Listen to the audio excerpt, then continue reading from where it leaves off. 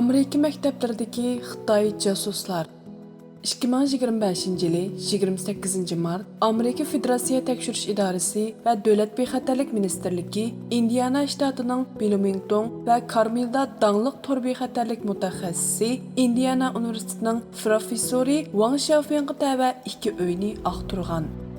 Federatsiya tekshirish idorasi bu aqtirishqa sotning huquq berganligini dalillagan bo'lsa-mu, ammo sababi to'g'risida hech qanday tafsilot bermagan.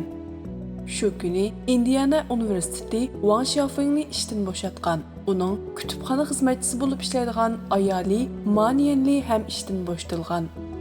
Indiana universiteti 2 hafta ilgari Wang va Ma ayolning Indiana universiteti tor bekitidagi munosabatlik fikrlarini o'chirib o'tgan bo'lib, Wang Xiaofeng Xitoydan yoshirin tadqiqot mablag'i qabul qilish va tadqiqotda Xitoy bilan nomuvofiq hamkorlashishga munosabatlik ilmiy axloqsizlik bilan ayblangan. Universitet Wang Xiaofengni Singapur universitetining xizmat taklifini qabul qilganligi uchun ishdan bo'shatganligini aytgan. FBI yoki Indiana universitetimi Wang Xiaofengga munosabatli konkret ayblashlarini oshkorlamagan. 2025-yili 4-oyning 2-kuni Indiana universiteti kompyuter ilmiy fakultetining bir qism xizmatchilari maktab ma'muriyatining raisi Rahul Shrivastavaga xat yozib, tor bexatarlik mutaxassisi professor Wang Xiaofengning ishdan bo'shatilganligiga norozilik bildirgan. Wang Xiaofeng 2025-yili 28 mart ishdan bo'shatilganligi va Amerika Federatsiya tekshirish idorasining Wang Xiaofengning Bloomington va Carmeldagi 2 uyni aqtirganligi Xitoy va Osiyo naslli xizmatchilarining andisini qo'zg'ab o'tgan. Garchi Indiana universiteti doiralari bu voqeaning keyinidagi haqiqiy fikrlarni oshkorlamagan bo'lsa-mu, ammo paketlar Wang Xiaofengning Xitoyga ishlaydigan josus bo'lganligi uchun qo'lga ilinganligini ko'rsatib turmoqda.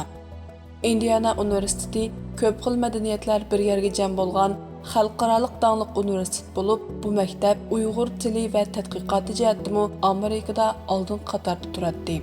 Halbuki, yaqin yillardan buyon Indiana universitetida Xitoyning ta'siri barg'ansir kuchaygan bo'lib, Uyg'ur va Tibetlarga oid faoliyatlar cheklamaga uchrashga boshlagan.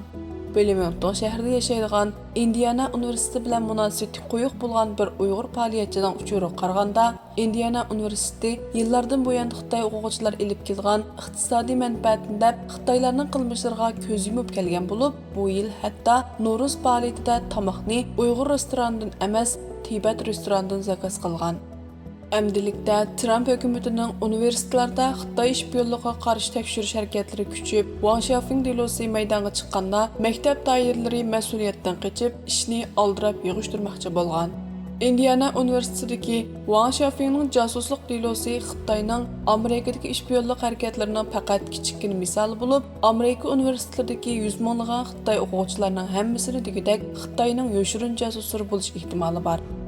Amerika maktablaridagi Xitoyning o'z oldi Xitoy o'quvchilar uyushmasining borligi hammaga oshkor ish bo'lib, Xitoy hukumatı har qaysi maktablardagi Xitoy o'quvchilarini Xitoy o'quvchilar uyushmasi orqali tizginlab, yetaklab turdi.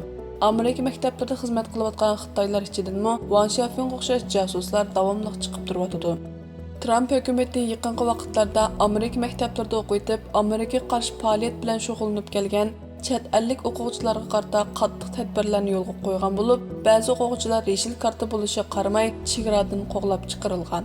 Trump hukumati cho'qim Amerikaning maktablarida o'qib turib, Amerikaning manfaatiga qarshi harakat qilayotgan Xitoy o'quvchilar va Xitoy xizmatchilariga bo'lgan diqqatni kuchaytirishi zarur.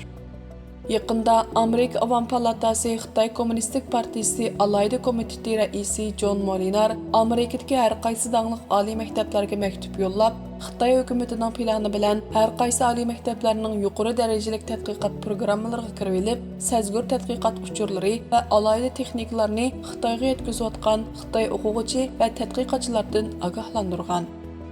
John Molinar Amerika oliy maktablarini ko'z oldidagi iqtisodiy manfaatini Amerikaning uzun muddatlik dunyoviy texnik yetakchiligi va davlat bexatarligini xatarga yetayotganligini aytgan.